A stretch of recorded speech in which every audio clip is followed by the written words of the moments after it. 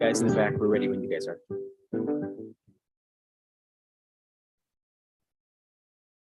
Good evening and welcome to the regular meeting of the West Contra Costa Transit Authority Board of Directors. Today is April 20th and meeting scheduled to start at 6:30. I'm going to get the roll call, please. Tom Hansen. Here. Maureen Tom. Here. Dion Bailey. Here. Cameron Saeed. Here. Chris Kelly. Here. Thank you. Thank you. Next on the agenda is approval. I'm sorry, Pledge of Allegiance. Let's get that. I pledge allegiance to the flag of the United States of America and to the republic for which it stands, one nation, under God, indivisible, with liberty and justice for all. And the next item on the agenda is approval of the agenda. You have a motion. I'll move approval. I'll second that.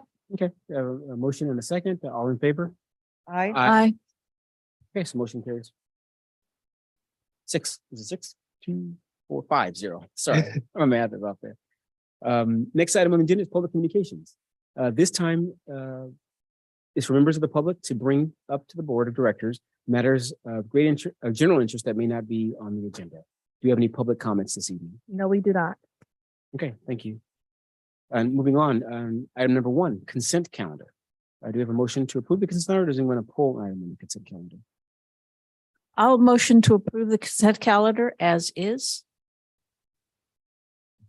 Okay, so thank you. We have a motion and a second. All in favor? Aye. Okay, that motion carries as well, 5-0. Next item on the agenda is 2.0. These are items for board action or discussion. The first item, 2.1, which is a presentation and discussion of second quarter financial and operating data. We have the staff report, please. Good evening. This is our standard quarterly financial report. That is something that you would have seen at our January meeting for the first quarter, and this is now the second quarter. We're actually in the end of our third quarter, which we are wrapping up right now, but this is our second quarter.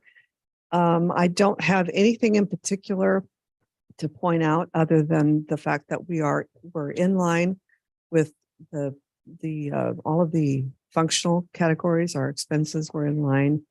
In the second quarter, we expect to see at least 50% or more remaining in our budget for expenses. And revenues, we would like to have recorded at least receiving 50% or have less to receive in revenues at the end of the second quarter. And we are, if you've had time to go through this, you'll see that we, for the most part, are in line in the second quarter. There is one thing that I definitely wanted to point out was the large surplus at the end. It is $1.9 million of surplus that we have. And the primary reason for that is the additional COVID relief money that we did receive, a large ARP money that we received at that quarter. In addition to that, we also received a TDA allocation of money that we were not meant to receive. We had actually requested it, but set it aside and were not meant to draw it down, but we were allocated it regardless by MTC ahead of our request. And so that is there as well. So that's why that is such a large surplus, and it is going to continue to grow. You will see in the third quarter, it will be even larger than that because we do not have here the RM3 revenues yet. And so that is going to be part of the third quarter. You will see that come into play. And the one thing I want to mention about the fact that we are now concluding our third quarter is this is the time where we start to prepare our budget. And so once we wrap that up, actually next week, we'll begin working on our budget assumptions, and we'll also know more about where we are with our RM3 and working on our capital budget. So that's really all I had to report, unless anyone has any questions for me. Thank you very much. Any questions from the board? Director Tom. Yeah, the TDA allocation that came prematurely, is there any chance that that could be clawed back? It is going to be, that was the one thing. I'm glad that you brought that up. It is going to actually be returned. So this surplus that we have at the end of the fiscal year, all of that will be returned back to MTC and be part of our reserve. So whatever, and Rod may want to add to that. I just think it's worth mentioning that the allocation we received was from our TDA reserves that MPC holds for us. So they incorrectly allocated us or sent us the money that so it will go back to our reserve at the end of the year. So it's kind of sitting in our bank account for a year, and then it'll go back into our reserve. So it remains our money. We don't lose the money. It's just Goes back. we're holding the money, not MPC. Thank you. Just I'll talk a little bit more about RM3 during my general manager report, but that's kind of a separate item. Okay, I think I saw Director Kelly and then Director Tom. Yes, thank you, Yvonne. And I want to say I really like the presentation of the all the financials here. I don't know if you have a new presentation system or whatever, but it's much clearer. And so really, really appreciate that. Thank you. I actually added a report that we don't typically bring to the board to this, because I thought that the presentation of the expenses would be clearer. Yeah. To have that addition. It is something that we've always done, but it's not something that we've necessarily presented to the board in that format. Yeah, I do appreciate receiving this. And then I just wanted to say that on the far right side, the column that says budget remaining. So for the end of Q2, anything that's 50% or more for revenue is good. 50% or less to collect for revenue. Revenue is And then good. 50% or more for expenses is considered Right. And there are some categories that you'll see that have less than 50% in the expense line item. And some of that has to do with an annual fee, like the dues for the Transbay Terminal that will come in the second quarter, be a large amount. And then there will be nothing else or very small portion going into that line item. But at the end of the second quarter overall, I think we were at a 55% plus remaining in our budget, which is a good thing. That's over what we had expected.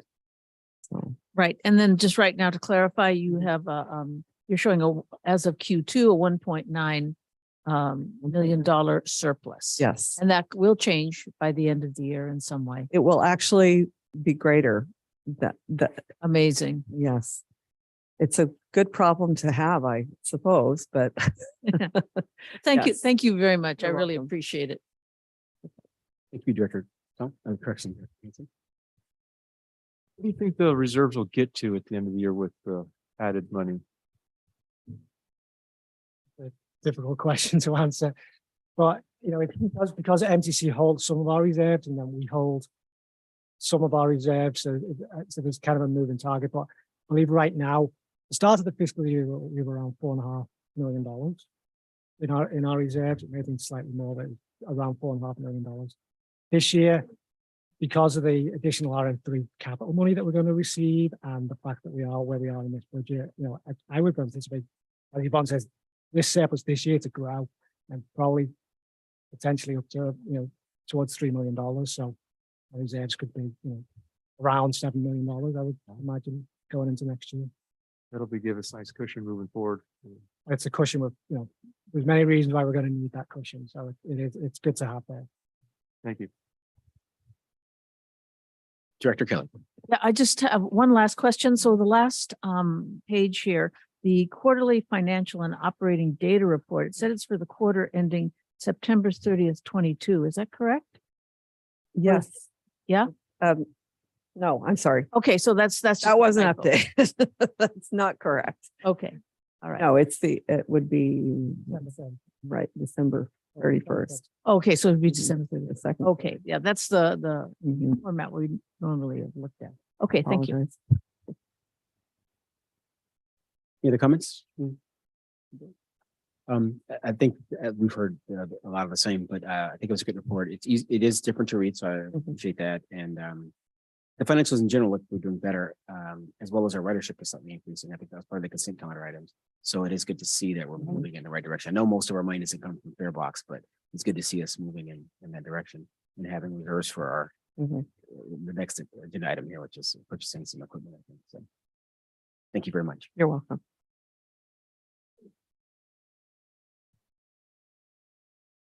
Okay, if there are no other questions, we'll move to item 2.2.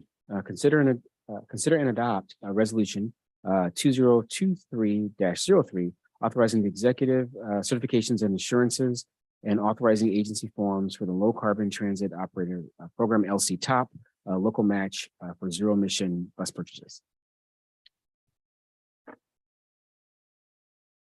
So the LC Top program is a resolution that we bring before the board every year. So for those of you who've been on the board for a while, I apologize for the repetitive nature of this, but for those who are new, just some background about what LC Top is and what we do with these funds. The LC Top program stands for the Low Carbon Transit Operations Program, and it's part of the California Climate Investments, which is a statewide program that puts billions of dollars of cap and trade dollars to work to reduce greenhouse gas emissions, to strengthen the economy and improve public health in the environment. LC Top was created to provide operating and capital assistance for transit agencies to reduce greenhouse gas emissions and improve mobility. Approved projects in LC Top will support expanded bus or rail service, expanded intermodal transit facilities, and may include equipment acquisition, fueling, maintenance, and other costs to operate those services and facilities, with each project with the goal of reducing greenhouse emissions. And some of the projects that are typical for LC Top include you're purchasing zero emission vehicles, infrastructure for zero emission vehicles, free or reduced transit days, which we've done in the past. The last couple of years has been our project. What we are planning to do with this money this time around is to use it for our local match for our upcoming zero emission bus purchases. Because zero emission bus purchases are going to begin in 2027. What we're planning on doing is this is going to actually be a rollover project for the next 3 to 4 years, so we can accumulate enough funds to purchase these vehicles. So in the past, it's kind of been the last couple of years we've done free transit programs. This time around, it's going to be used to kind of secure that money for local vehicle or our local match for vehicles. This fits into the requirement of us to begin transitioning into zero emission vehicles per the ICT regulation. So as we will have vehicles that are coming to their end of their useful life, we need to replace these vehicles, and we need to begin to transition our fleet to zero transmission vehicles. We're asking that you approve the general manager to submit our LC-top allocation request for zero emission vehicle purchases. The amount of the LC-top program this year is $304,523. Thank you. Do you have Any any questions? Director Thomas. Thank you. So, thank you for the report, Mike. With this, new proposal, we won't have any of the free or reduced fare days like we did, last year. Is that accurate? Not with these funds specifically. We actually still have some LC-top funds from that program remaining. So there will be, we still have the opportunity to do free and reduced fare days because we still have funds left over from the last allocation that we received. Excellent. Thank you. You, Director Thomas, any other questions? Okay, I think pretty self-explanatory. Thank you very much. And do we know, and this is, I usually try and prep staff, but do we know how much money we have from last year? Will we normally cover our normal days that we've done with LC-top funds? How many days could we cover this year with the funds left over? Do we know approximately? It's not meant to be a trick. Well, I couldn't tell you.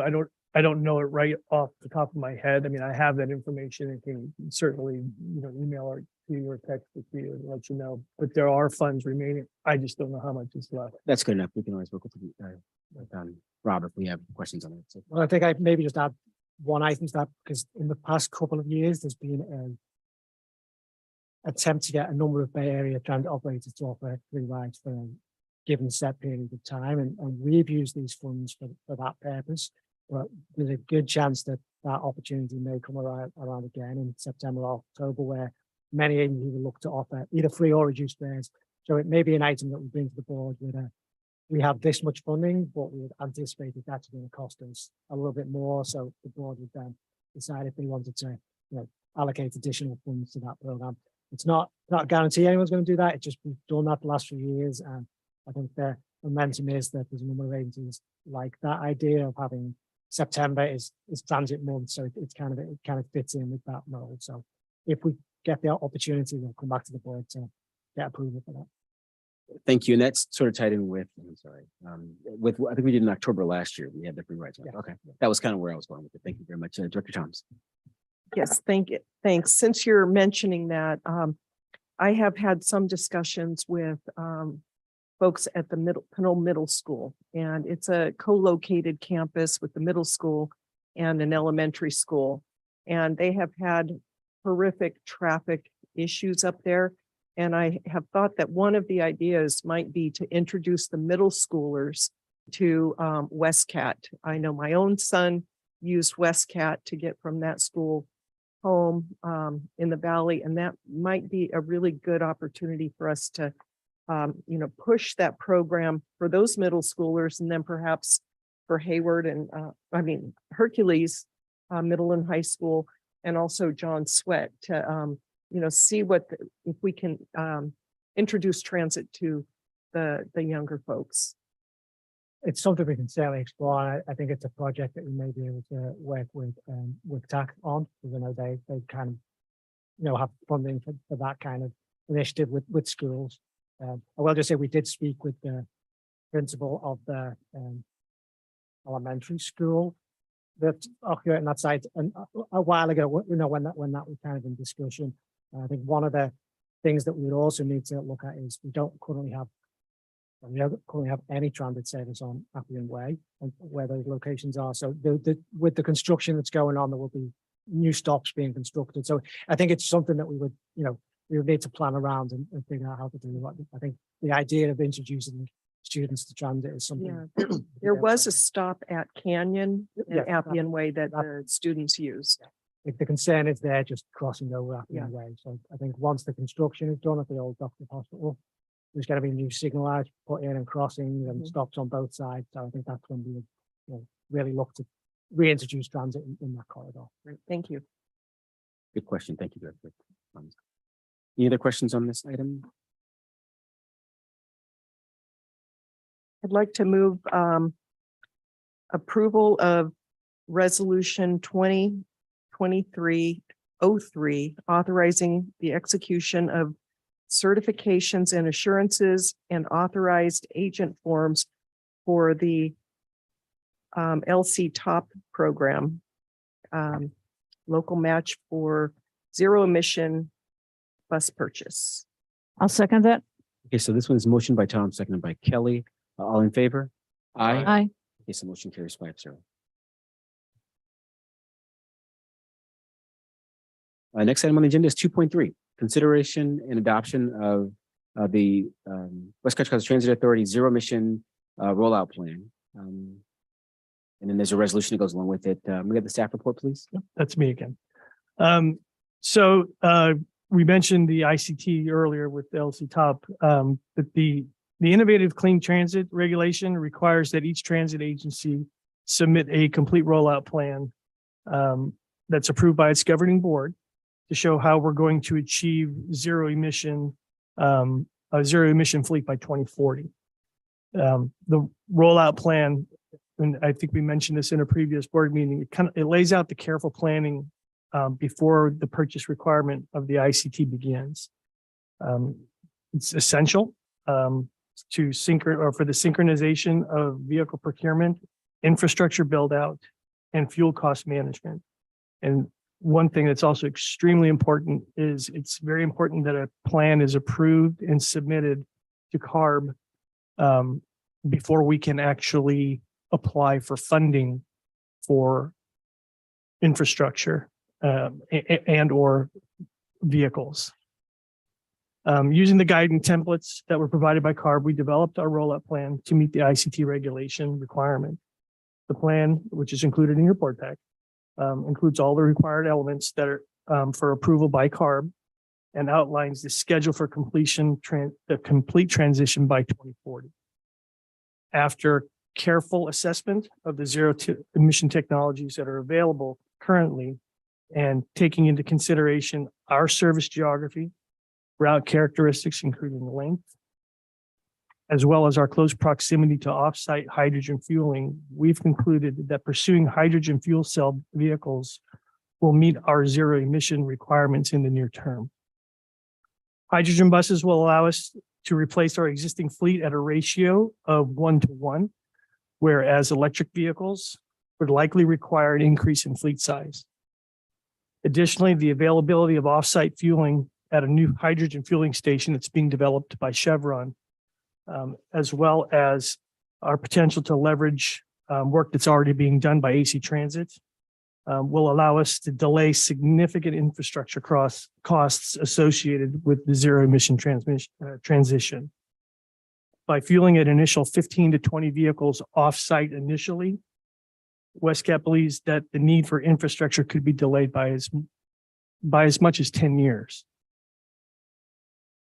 Now, we are going to continue to monitor advances in zero emission technologies. So the plan as it's written is intended to be a living document, which means it's subject to change should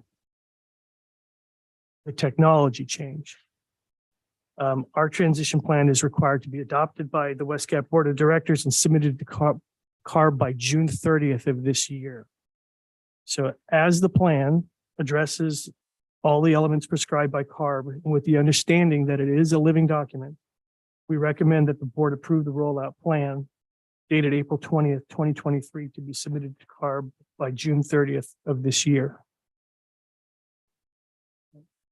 If I could maybe just add one caveat, because I think what the last thing Mike said is really important, and this is a living document. And I think you'll understand the next item, we're going to start discussing some of the information that we've actually found out in the last couple of days when Rob has been at a conference. So I think this is a plan that we need to have in place to start the whole process, but it's not that this plan is going to change significantly even in the next upcoming months as we kind of really understand some of the process and things going on. I think the term living document is something that you'll see in just about everybody's rollout plan, just because of the nature of the technology right now. It's changing. 5 years from now, it could be something different. And it may change the makeup of what we're proposing. But for right now, this is where we believe we're headed. Well, thank you. Any questions from the board? I think I see two. I don't know whose hand is first. I'll go with Dr. Kelly and then. Thank you, Mike. Can you explain why using hydrogen vehicles will allow to replace it at a ratio of 1-to-1, whereas that would not be the case with electric vehicles? And I understand it has something to do with the performance. Yeah, it has to do with range. I was going to not Mike's knowledge on this, but Rob's actually just spent the last week at a conference Okay. and learning Thanks, Rob. everything you could possibly. Thanks for know jumping about. in here. Yeah, sorry. Like Rob said, I went up to CalAct Sunday and I've spent since then between 16 and 20 hours a day speaking with other agencies, both large and small, manufacturers, various field specialists, so all that, as well as we have done some of our own testing. Due to our terrain and the footprint we work with, an electric vehicle has a maximum range. We've been finding even with the newer 800 kilowatt cells, we're still looking at a maximum of about 120 miles on a full charge. And then even using a class 4 charger on that vehicle, we would be between 6 and 8 hours to recharge that vehicle for reuse. Many of our local loops, actually our average for local loops is between 320 and 360 miles during a day. Our commuter fleet, our MCIs and various Lynx vehicles run a little over 600 a day per vehicle.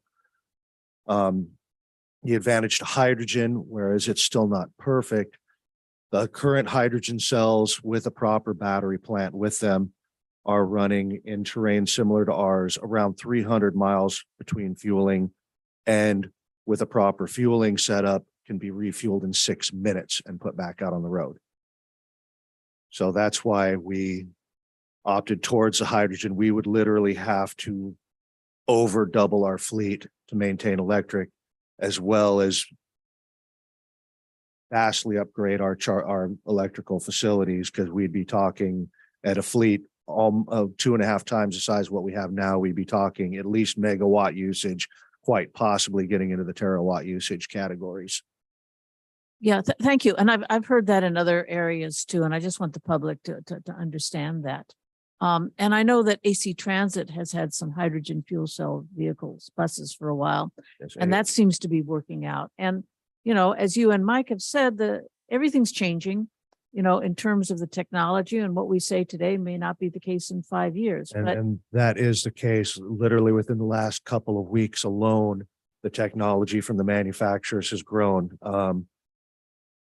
If we were looking at a strictly battery electric versus the hydrogen cell electric, they've gone from 600 kilowatt battery plants up to 800, and many of the manufacturers are already looking into getting into 900 or 1,000.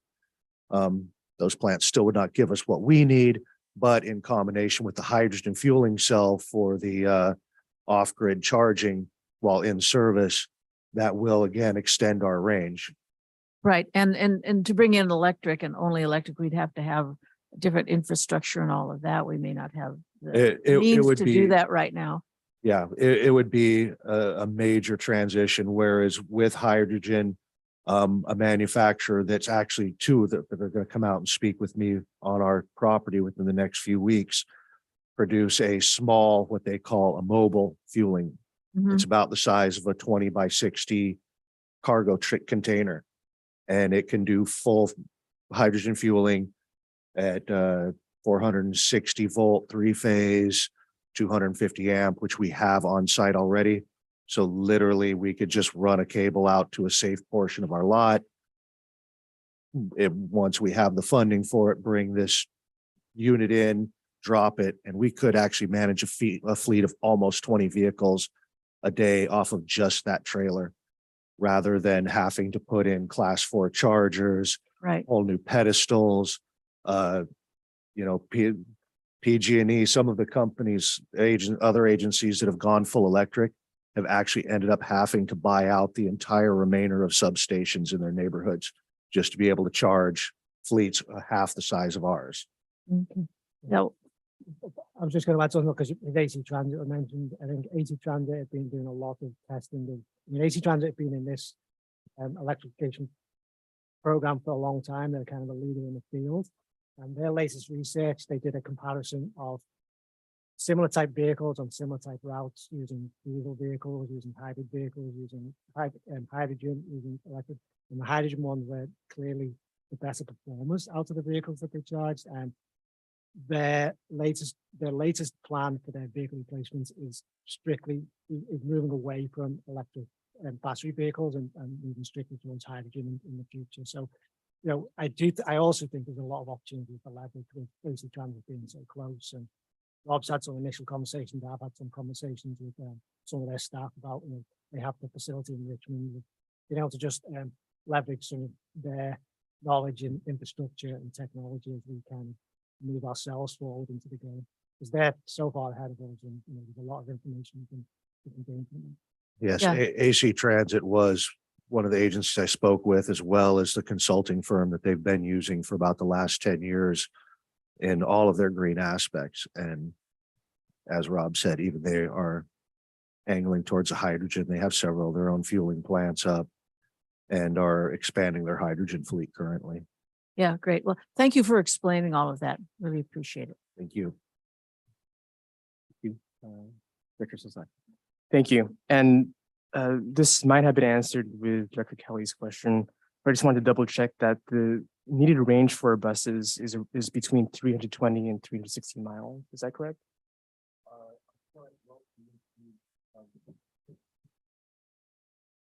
Got it. And then on average, so in terms of what is available in the market right now for electric buses, what is the average range?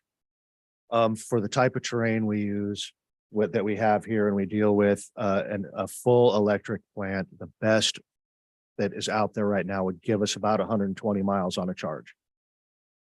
Got it. So about 180, 200 mile difference there that's needed. Yeah. Got it. And not even half of a standard loop. Nowhere close. We would have to bring the bus in and start it charging. And again, it's between 6 and 10 hours to fully charge a fuel cell. So we would have to put one down for charging, send another one out. And even then, before that route is complete, we would have to actually reevaluate all of our local loops and redesign them so that we could pull them off with only 2 buses a day rather than 1 and going over into 3. Got it. And have you received any insight from any of the producers of these electric buses in terms of how the technology is or might change in the next 7 years in terms of range? Actually, I spoke with several and I could go on for hours. I can give you some hints now, and any of you that are interested in more detail, I'm more than happy to make time and sit down with you. But battery technology is growing daily, not just what they can do with the lithium ion cells they're currently using.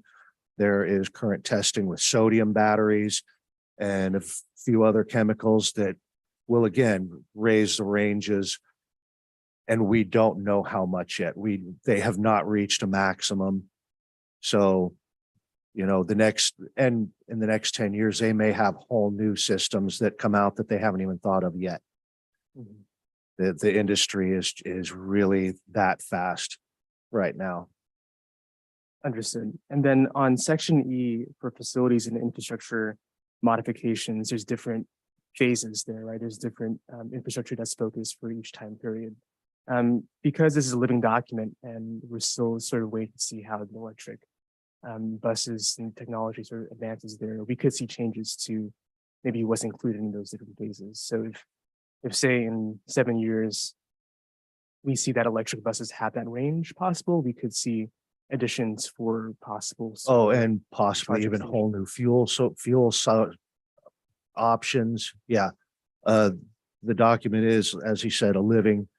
Just in the last week, I just got back like an hour and a half ago. I haven't even had time to start straightening my notes. I would have loved to have brought a better piece of it for this presentation, so you could see the information I brought and how we can now visualize our milestones currently, as well as the options for adapting along the way. We're looking at being with the hydrogen that we're looking at. We're looking at starting with the smaller fueling with the mobile station. And then as the fleet grows into that, if we're maintaining hydrogen at that point, building a full hydrogen fueling station to accommodate the fleet, or possibly even switching gears into something else. The one of the few things that will most likely remain stable is part of our infrastructure, of course, is our shop. It will have to be converted for high voltage safety, as well as height working safety, as all alternative fuel cells now are on top of vehicles due to temperature concerns and various things like that.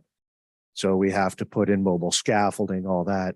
That seems to be one thing that all the manufacturers are agreeing on, that no matter what, the conversions to the shop, there is going to be a high voltage electric component, no matter what the fuels are. And due to cooling and needs like that, the equipment will remain on the top of the vehicle. But yeah, that's about the only thing that everybody is sure is going to stay the same. And it brings me to my last question, and it's about the Chevron hydrogen fueling station, and that's currently in development right now, but not completed. Correct. They're looking at completing it soon. And if we decide to actually have our own mobile fueling station, we have two of the largest facilities actually are within a close range of us. For those of you that have been following hydrogen, a lot of the cost concern per kilogram is the distance transported, due to it needing to be kept at cryogenic levels of temperature. Sacramento is currently the largest in California and very close to us, and Livermore also is already functional and growing. So we do have those options as well on top of Chevron and their generation. And there are currently plans going through the Air Resource Board for other companies and agencies in the Bay Area to begin design and construction of even more that may be even closer to us. And where's the proposed location for this Chevron hydrogen fueling station in Richmond? Is it? It's at the Chevron plant in Richmond. They're actually doing a renewable fuel conversion to hydrogen there. And yeah, they will just be having the fueling station literally right outside their gate. Gotcha. Thank you. Yeah, maybe just another thing to add against saying a lot of good things about AC Transit tonight, but I think AC Transit are looking to develop their own hydrogen production sites, and they currently, even the hydrogen fueling stations they do have a public facing side, so there's an opportunity for us to again maybe collaborate. And yeah, AC actually is functionally producing their own hydrogen on a small scale at least one of their stations right now. Thank you. That's all my questions. Thank you. Director Thomas.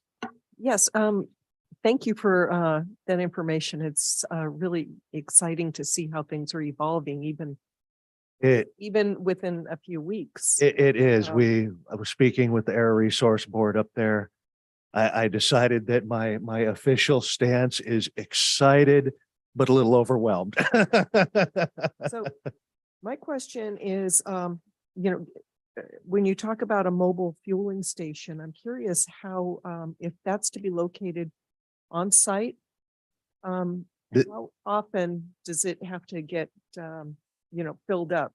And that's going to depend a lot on the size of the fleet that we're fueling at the time.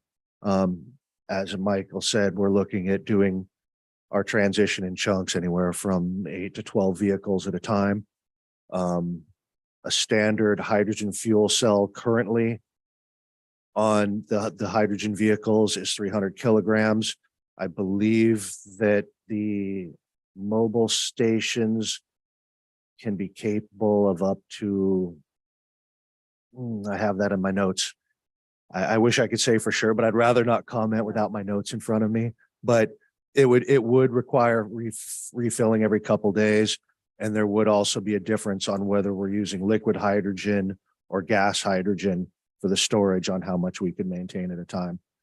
But like I said, for a daily usage, the manufacturers as well as the representatives or the consultants that have been working with AC Transit say that up to a fleet of 20 vehicles running our ranges would be able to function daily off of that size unit. Excellent. Great, thank you. Thank you. If I can. Yeah, okay. I want to thank everybody for the, I think there's a couple more questions here. I like batteries, but I've talked to our general manager quite a bit about the cost. And I've also had a chance to talk to some of our fleet guys about the cost and the weight. I think is also. Well, and as we mentioned, batteries are not completely off the table. We have no idea where that technology is going to be within the lifespan of our ZEB project. We have the time, and even hydrogen may be replaced with a different type of chemical fuel cell down the road.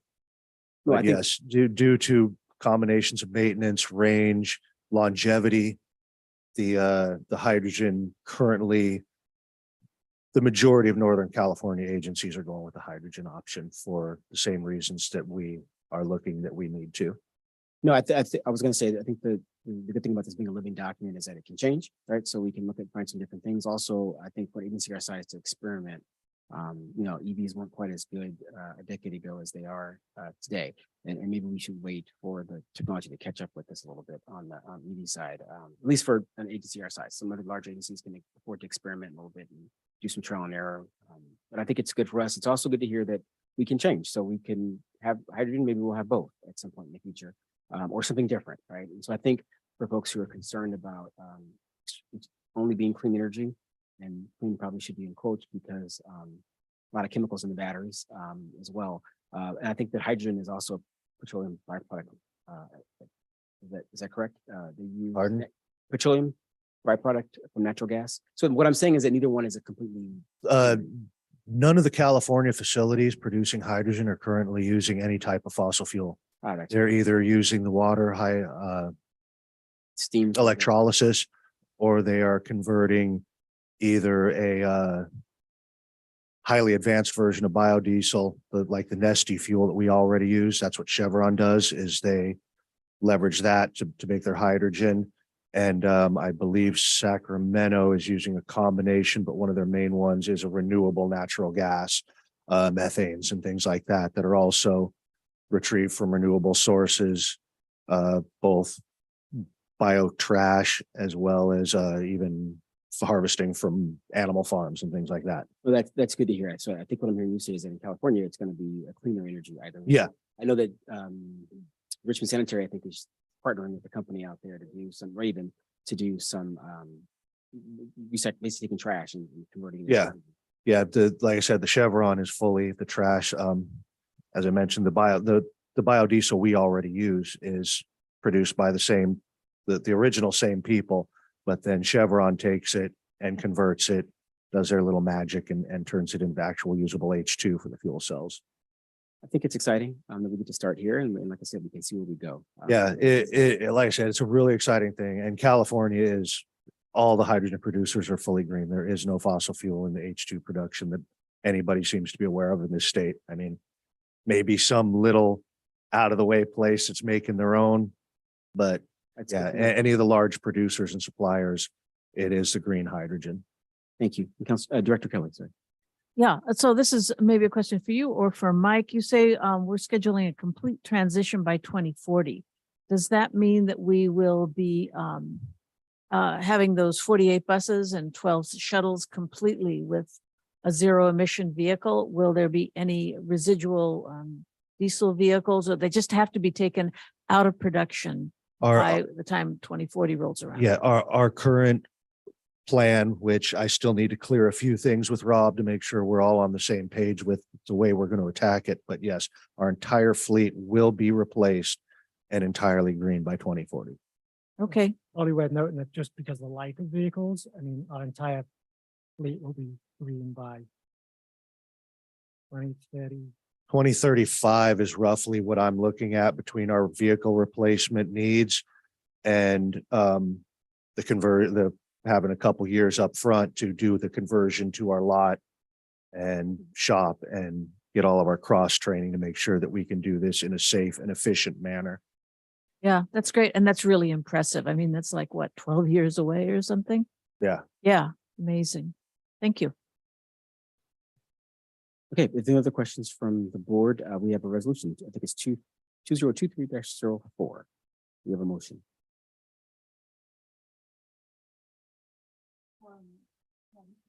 Yes. I would like to make a motion that we approve West Contra Costa Transit Authority's zero emission bus rollout plans for submittal to the California Air Resources Board in accordance with the Innovative Clean Transit Regulation. I'll second. Okay, so motion by Kelly, seconded by Sasai. All in favor? Aye. Motion carries 5-0. Next item on the agenda is item 2.4, discussion of upcoming vehicle replacements. I'm gonna take this one. The thunder has pretty much been stolen from a lot of this item and a lot of the kind of discussion that I thought we may need to have. But the reason for bringing this item back to the board is that we do have some outstanding vehicle replacements that the board have approved through the prior couple of years budget process that we have not actually made the purchases and gone through the process for. So my intent tonight was just to kind of go through where we are with these vehicles and the needs that we have to replace them, and ultimately the staff proposal of what type of vehicles we're going to replace these with. And I think you've heard a lot of the justification as to why we're going to make that recommendation, but I think it's still worth kind of going through some of these vehicles and just explaining the whole process. So one of the other things to mention is that because these vehicles have been approved through our budget process, through the MTC Transit Capital Priorities process, and then ultimately that determines how much federal funding we are allocated for these projects. The numbers you see in the staff report for the federal funding will not change regardless of what decisions we make. That's how much federal money we're going to receive. And it's worth noting that vehicle costs have increased over the last couple of years. So the local match portion is the portion that is likely to need to be increased to make these purchases. So that a lot of that is some of our reserves, and we do have some state of good repair funding that we get annually to put towards this. We also get net bridge tolls funding annually that we put towards these kind of projects. So it's just want the board to be aware that whatever decision we make on these vehicles, when we come to the board with a quote from the manufacturer and we go through the process of procuring them, the cost will be higher than was originally anticipated, in the last couple of years when these came. So the first item that talk about are the Dollaride vehicles. We have two sets of vehicles for that we use for the Dollaride. We have two 2008 Toyota hybrids that technically we could have retired through the MTC Transit Capital Priorities Program in 2012. These vehicles for transit use have a 4-year useful life. We've had them in operation for over 15 years. They need to be replaced. Not just mechanically, but just how they look and also the value that we get out of them. They were sedans purchased with the intent of providing some additional Dollaride usage in the Crocker area where we have trouble getting some of the larger vehicles.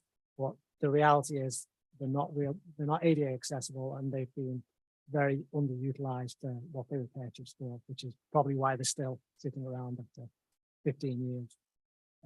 More importantly are the 10 Dollaride cutaways that we purchased back in 2016. These are vehicles with a 5-year life cycle. And the vehicles we purchased have had severe mechanical issues since day one. We've replaced most, pretty much, we've done a lot, we've put a lot of money in keeping these vehicles on the road. Again, they're vehicles that they need to be replaced. We're struggling to have enough vehicles out there every day to perform the duties that we need them for. The issue with these vehicles, if you like, is that the only available vehicles to procure through the federal process are gasoline vehicles of this type vehicle. There are a number of electric and hydrogen manufacturers that are going through the process of Buy America qualifications, and more importantly, the Altoona testing that every transit vehicle needs to pass before it can be purchased. Because there's non-gasoline vehicles in that process, but they are probably 2-3 years away from being able to be purchased. We have a need to move on these vehicles. We've been slow in getting this done. It's something that we should have had done 2 years ago. So I would really like to move forward on these the gasoline vehicles. And the 2 Toyota hybrids, we haven't determined what we need to replace them with, but we don't anticipate that they actually need to be cutaway vehicles. There's a potential to do smaller vans for them. So there's a potential to look at different fueling types for them. They're not my priority. My priority are the $10 vehicles. So one of the items, we're not looking for any actual board approval tonight. We're looking for direction. So I'm just hoping that we can get board approval to move forward with that process. And then we would go through the process of securing a quote, securing the vehicle we want, and coming back to the board with an actual a quote that the board would approve. Next up we have 6 35-foot fixed route vehicles that are 2008 vehicles. Again, their useful life 12 years, so they could have been replaced in 2020. We didn't have a pressing need for all of these vehicles during the pandemic when service was cut. But right now, if I'm right, none of these vehicles are in usage and none of them could be in usage. They're sitting at the top of the yard. We need to, we need those spare vehicles in our fleet that we can actually utilize on a daily basis. So again, it's another vehicle that right now, based on everything we've just heard, we are looking to purchase. This would be more than likely our last diesel purchase of vehicle. And so these would be the vehicles that would probably want, transitioned out of the fleet in 2034, 2035 kind of time frame. These would be the last ones that we would have around. Again, we're looking for that direction on a way to go with that. We have some meetings set up with Gillig, who are manufacturer vehicles. And so we'd like to start that process as well. And then lastly is, in the last couple of years, the board have approved, we have 4, we're listed as 4 over-the-road coaches, but we have 2 1996 and 1998 MCIs that we purchased from Golden Gate Transit a number of years ago. We put a bit of money in them. We put some paint on the outside to make them look a little bit better. They were valuable when they were valuable to us. We were able to keep the service on the street, but the 23, 25-year-old vehicles, they shouldn't be on the street. Drivers don't like driving them, passengers don't like riding them. And we don't really utilize them unless we really push to bring them out.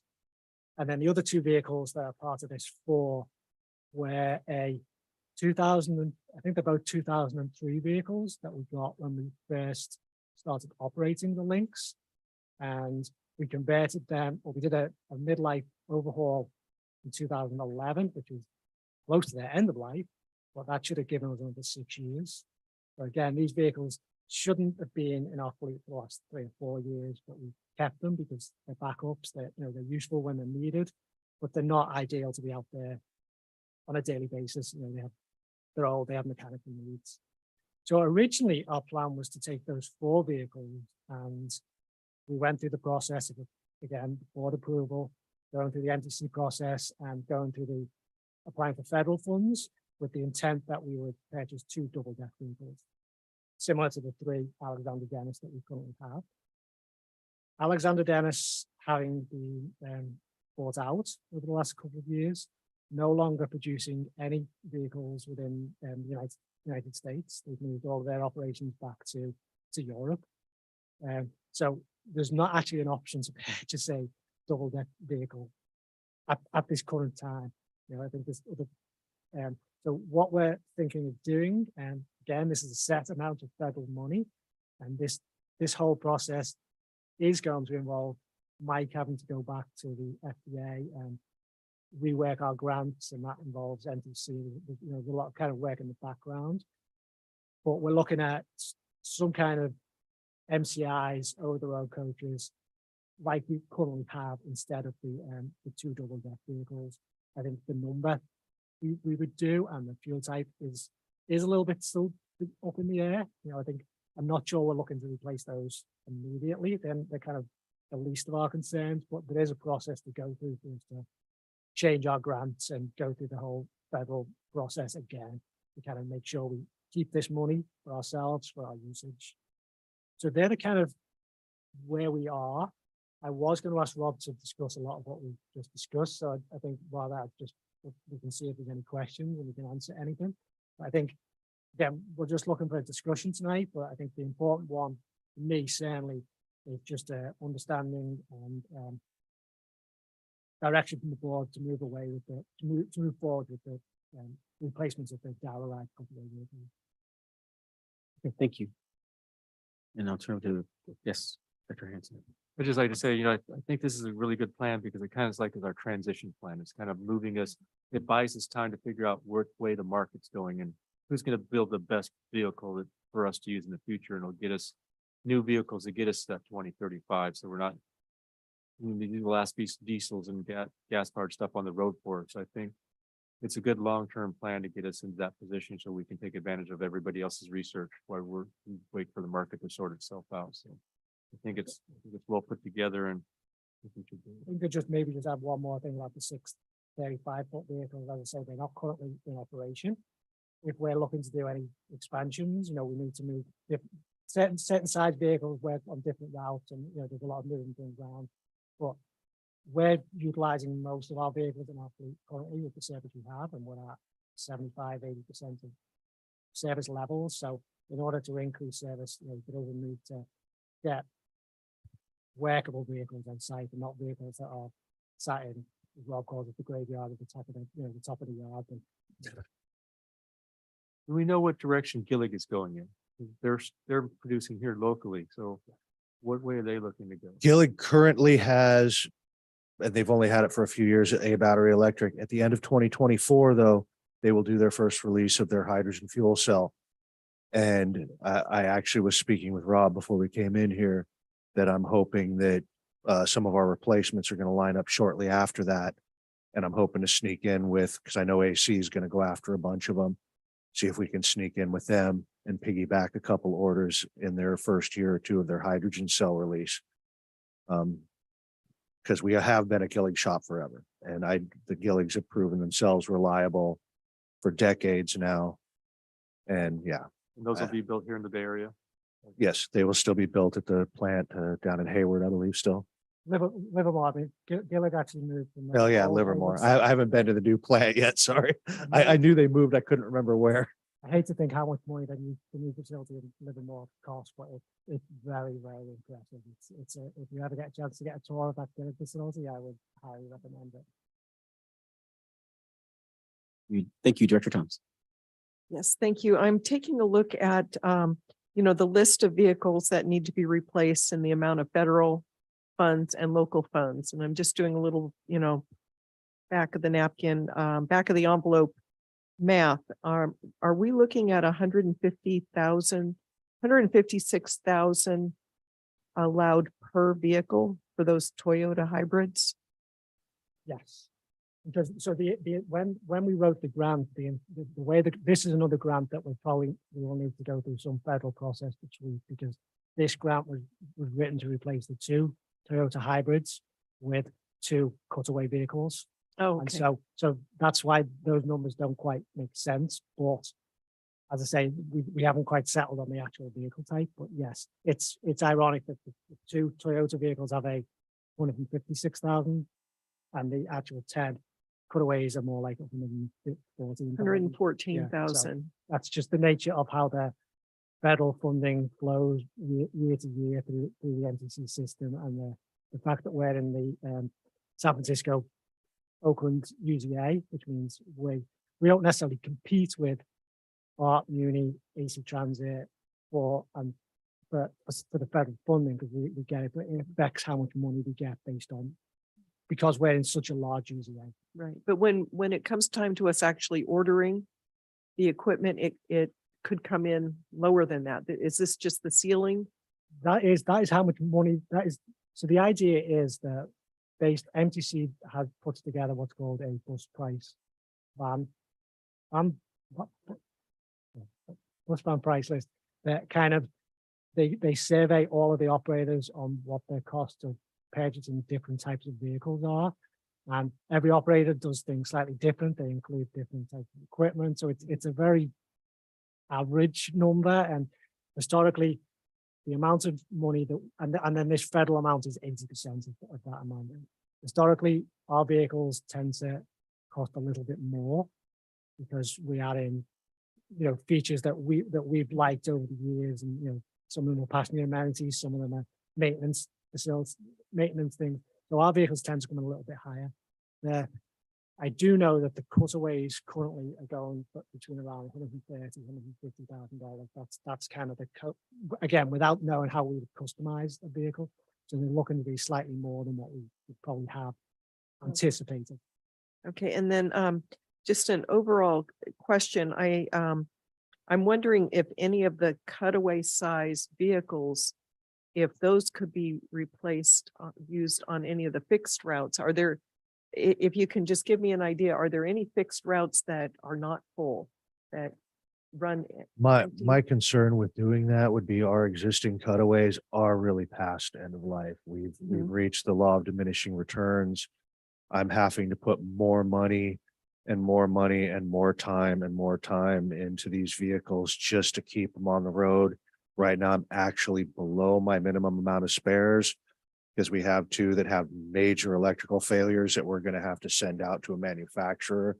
And Yeah, I think, depending on the price of those repairs, it may not even be worth repairing them at this time. yeah, I think my question had to do with the 6 35-foot low floor vehicles that we're looking at.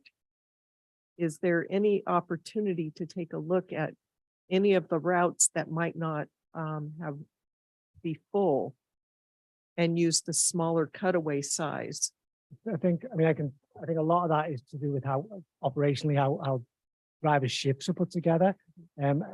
This is not a no. This is it's something that we've been asked before, and it's something that we're willing to look at. One of the issues with the cutaway vehicles specifically, they are designed for wheelchair usage, to maximize the amount of wheelchairs on there. So the configuration of how the seating set up is something that we will look at when we do that. We're looking at currently the cutaways that we have are what called high floor, and so they have a lift option.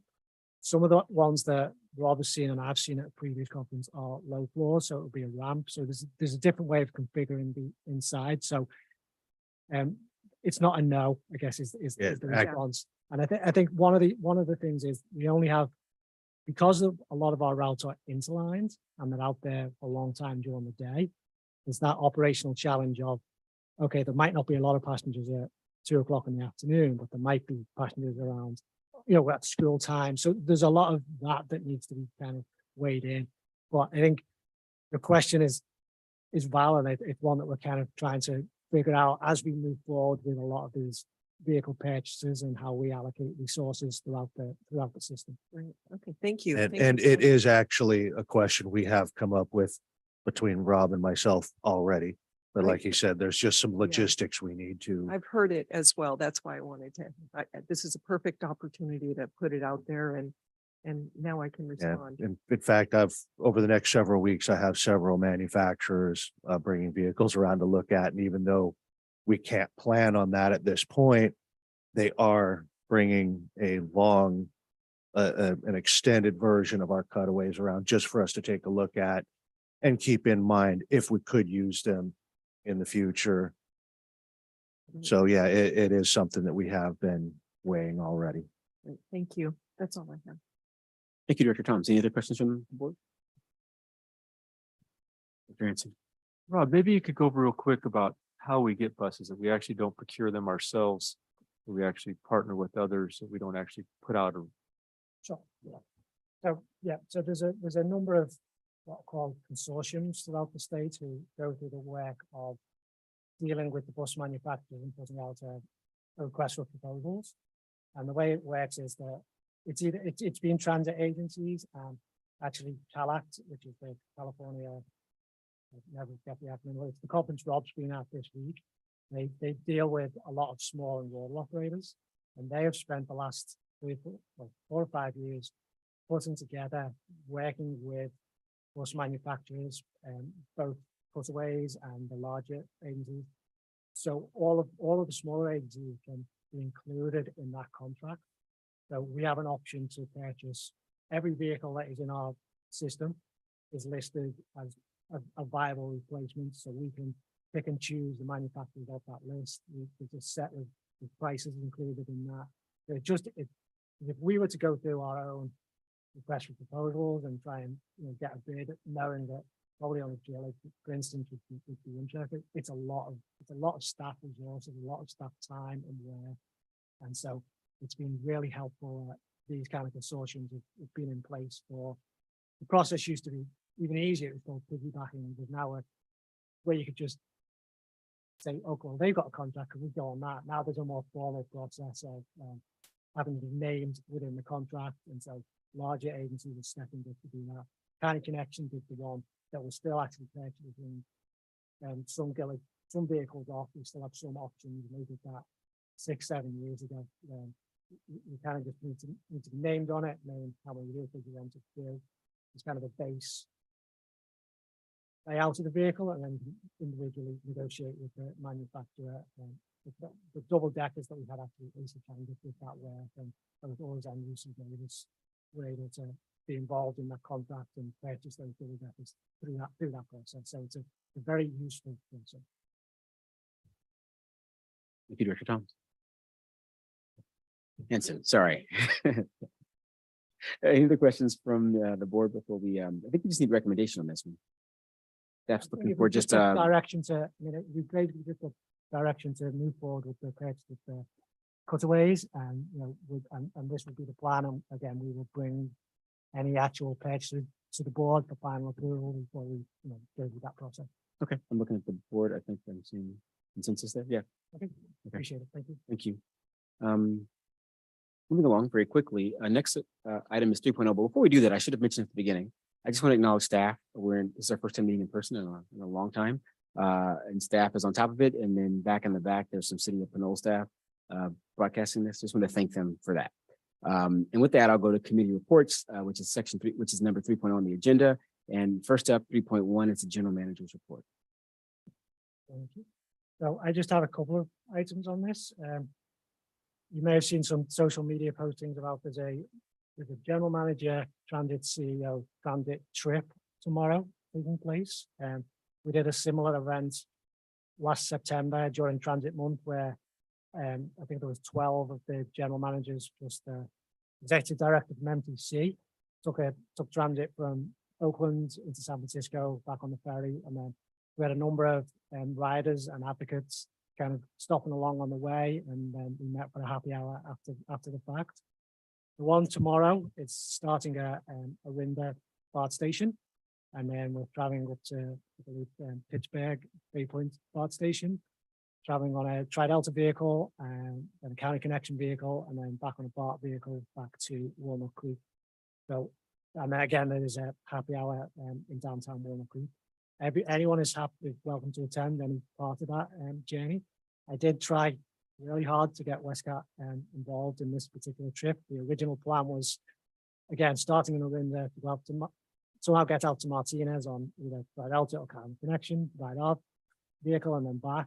Logistically, we tried. I mean, a number of people really tried, and it just was not going to happen. So hopefully the next time we do this, we can persuade whoever's organizing it to include Westcott. And I've said it to them. I'd really love them to take a Lynx vehicle into the city somehow, incorporate that. So that's a goal. So that event is again tomorrow. Again, it's open to anyone. It starts at 2 o'clock at the Orinda BART station and then end around 5:30 in Walnut Creek. Second item is an update on Hakeley's Transit Centre. Certainly a couple of the members of the Hakeley City Council know that we did re-up our agreement, our joint agreement with BART, City Hakeley and ourselves on the maintenance and operations of that facility. That's back in place. Part of that work has been to start thinking about improvements actually on site. I was pleased to go there today. We had to do a trip out to the Hakeley's Hub on a vehicle this morning and then stopped at the Transit Centre. There's new windbreaks being installed currently on site, which if you go up, they look like they're perforated, and when you get through, they're actually got plexiglass in between it, so they are a solid feature, but visible through it, so there's that added level of security. So that's been a long-term project that Westcat staff have pushed since 2009 when we opened the facility, but it's good to see those in place. But the major improvements that BART are going to be doing is improvements to the signage. So I don't know if you've been to Del Norte BART station, how the signage there looks, and individual bays are numbered. There's generic BART signage going to be installed. You know, and the BART at the entrance, the BART signs will be redone that have been damaged for a number of years. So minor improvements, but I think it will start to look a little bit better out there than it has done. But the big change that they're going to do is, since we started or opened the facility in 2009, we've used the City Hakeley and BART have used an outside vendor to collect parking payments. So that whole process is going to change. BART have decided they want to take that in-house and incorporate it how they do their parking at their actual BART stations. So they're going to start using the BART parking app, which will mean that people who pay to park there at the Hakeley Transit Centre pay on their phone, and then we are still going to offer a free ride to anyone who parks there and gets on board a Westcat bus. Currently, they print out a paper ticket and we collect the ticket and go through a reimbursement process, which is paper tickets. I mean, it has its own issues. It's going to be on the phone, so an ability to flash the pass to the driver. Driver will record it, and it'll be a smoother process. And we will still be getting the same amount of revenue back from BART per rider who do that. So it's been a good program we've had in place. It's an incentive for riders to park there, even though they have to park. They can get to BART for free. I'm back. It's a two-way trip. So that's going to be happening. There's going to be a lot of new signage going up. And once BART finalize how that's all going to look, we'll be doing our own outreach. We're certainly be working with the City Hakeley's and the City Canal to make sure riders kind of know that these changes are coming. But it's a BART operated a lot, so BART are going to take a lot of the heavy lifting on this move. And the final item I was going to talk about was RM3. RM3 finally came out of the whole court process that it's been in for a number of years. We have had a couple of projects that were approved through the process 2017, I believe. So, we've been kind of sitting on these, and one of them was to purchase vehicles, and one was to receive funding to improve and develop the land of the parcel of our land at the corner of San Pablo Avenue adjacent to our lot. So that money is now in the process. We're not planning on applying for either of those pots of money immediately, because there's a great rush for these RM3 money that's been sitting in escrow for a number of years, and we're not going to. There's not a pecking order as such, but we don't have a great need to apply for those money next week. Whereas there's many projects that have been in the works for the last couple of years, relying on these funds to backfill what other agencies have spent on. The one change I mentioned, we had vehicles in there. We had double-deck vehicles in the initial project that we proposed. So we have updated the project to be a little bit more generic and just say vehicles. We're not dismissing the idea of double-deck vehicles in the future, but we're giving us that opportunity to, let's see where we are when we need to purchase these vehicles. And these vehicles are specifically for express bus ridership. So this could be potentially, if operation funding came along with it, potentially be service to Oakland, service to, additional service to San Francisco. There's options what we could do with these vehicles. And it's just something that the board would take on at a later date. But I think the most exciting part, certainly for me, is we found out a couple of weeks ago that we knew we were eligible to apply for RM3 operating money, but we actually, because the way the money is allocated for the operating programs, this year's money needs to be allocated to operators and expended in everyone's budget by June 30th. So we are going to be receiving just over $1.1 million this year in RM3 funds. So that's another amount of money that is going to somehow end up on that surplus number that you saw earlier, because we're going to backfill using other funds to make sure we use these RM3 funds. We don't know how much funding we're going to receive going forward, but MTC are developing the proposals, the guidelines. But I think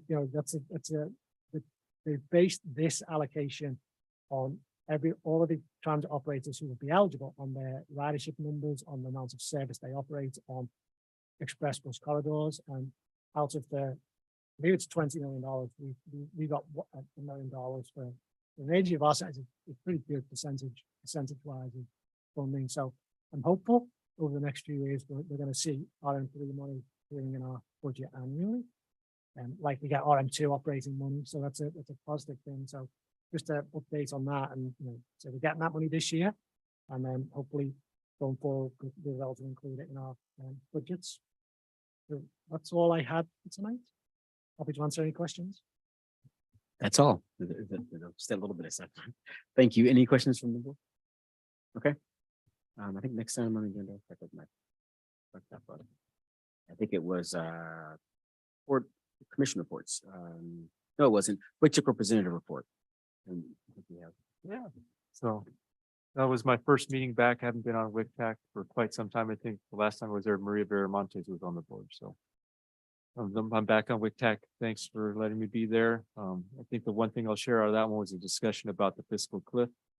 I think hearing it in total it's for real, and we like to beat up on BART, but BART's got a lot of serious problems coming their way with the fiscal cliff. So I think for once we have to show BART sympathy for their future. So that's something we really need to get focused on, is where the whole Bay Area is going to be if things continue the way they look. So that was my big takeaway from the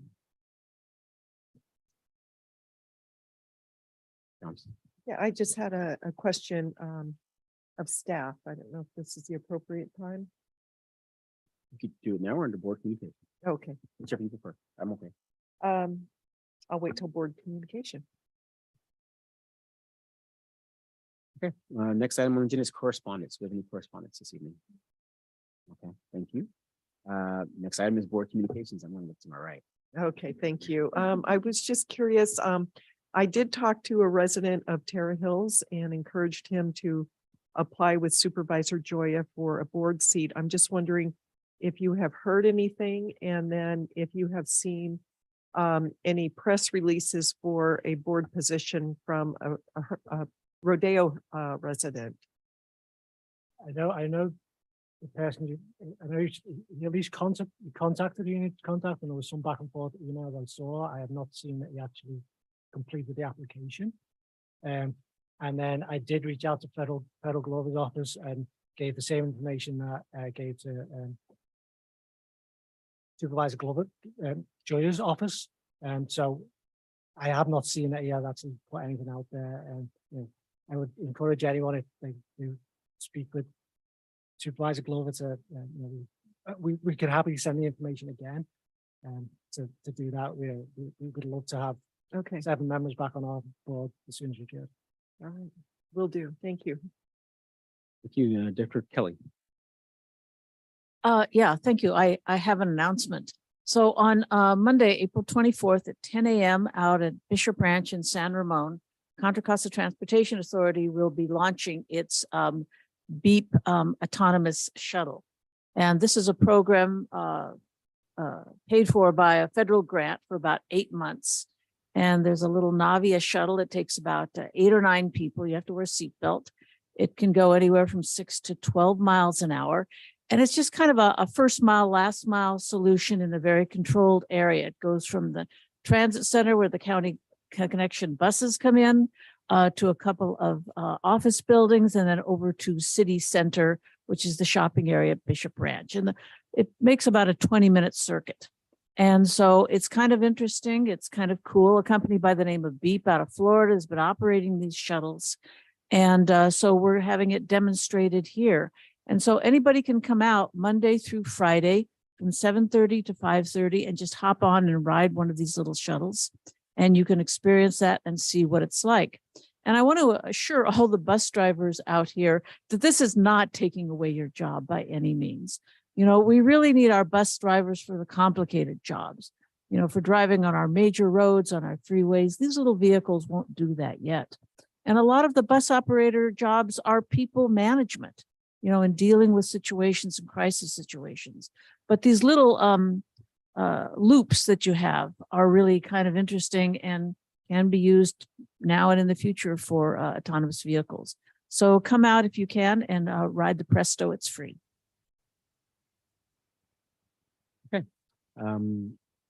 I guess any other comments from directors? Okay, next time is in German. I do want to just acknowledge again the team that did this. It's great. We've got in person, first time since 2020.